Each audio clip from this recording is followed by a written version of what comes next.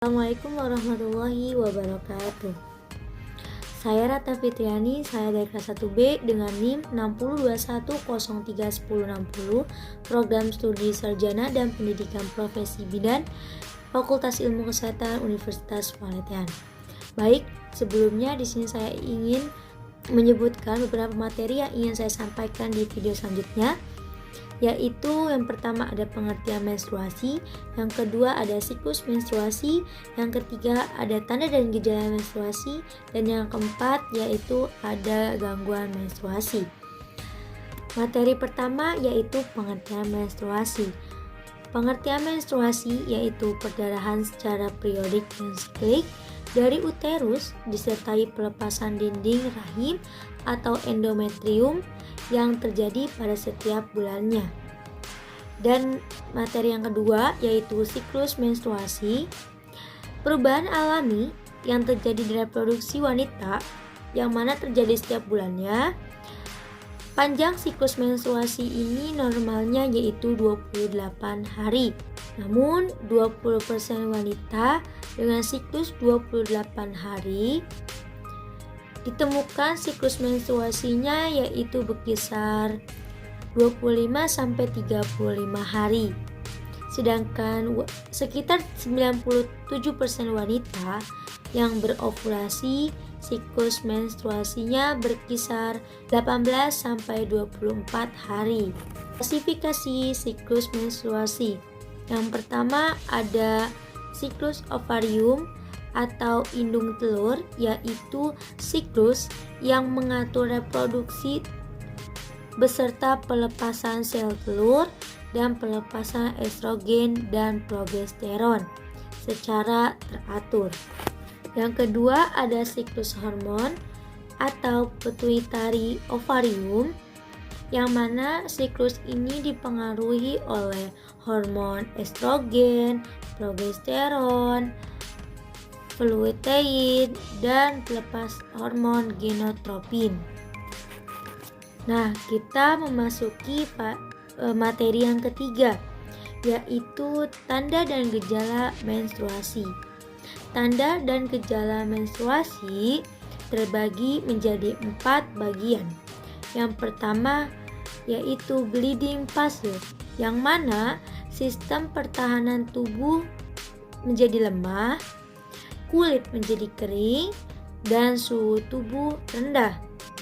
Yang kedua, tanda dan gejala menstruasi yaitu follicular phase, yang mana metabolisme tubuh tinggi, kulit ada di tingkat optimal, penyerapan energi, dan mood menjadi positif. Tanda dan gejala menstruasi yang ketiga yaitu ovulatory phase, yaitu kulit dalam kondisi yang paling bagus, suhu tubuh tinggi, nafsu makan meningkat, namun energinya sedikit. Tanda dan gejala menstruasi keempat atau terakhir yaitu luteal phase, yang mana tubuh menjadi mudah depresi, cepat lelah, masalah pada kulit, suhu tubuh meningkat. Dan materi saya yang terakhir yaitu gangguan haid dan siklusnya atau gangguan menstruasi dan siklusnya. Yang pertama ada kelainan dalam banyaknya darah dan lamanya perdarahan pada haid, yang mana dipengaruhi oleh hipermenorea atau menorrhagia, yaitu perdarahan yang lebih banyak dari normal, dan dipengaruhi juga oleh hipomenorea, yaitu perdarahan haid yang lebih pendek dari biasanya.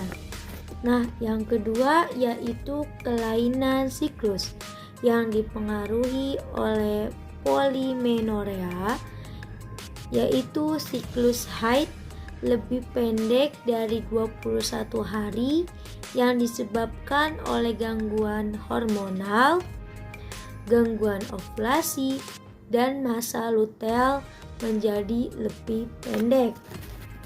Dan dipengaruhi juga oleh oligomenorea dan amenorea.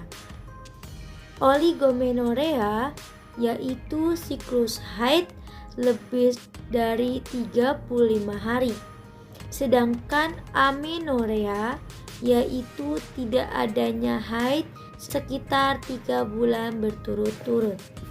Nah, yang ketiga yaitu perdarahan di luar haid dipengaruhi oleh metrorragia, yang mana perdarahan terjadi dalam masa antara 2 haid.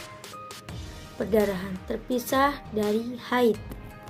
Yang keempat yaitu gangguan lain yang ada hubungannya dengan haid, yaitu dibagi beberapa jenis.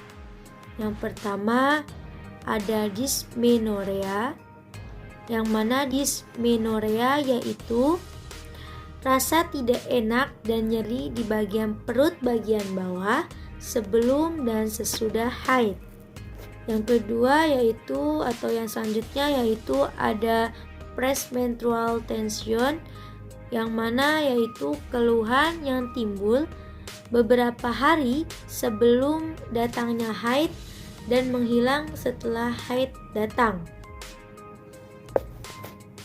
Dan gangguan lain yang ada hubungannya dengan haid yang terakhir yaitu vicarious menstruation, yaitu terjadi perdarahan ekstragenitial dengan interval periodik yang sesuai dengan siklus haid, dan masih banyak lagi.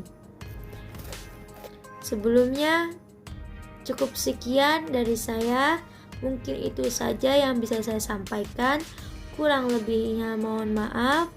Wabillahi taufiq wal hidayah. Wassalamualaikum warahmatullahi wabarakatuh.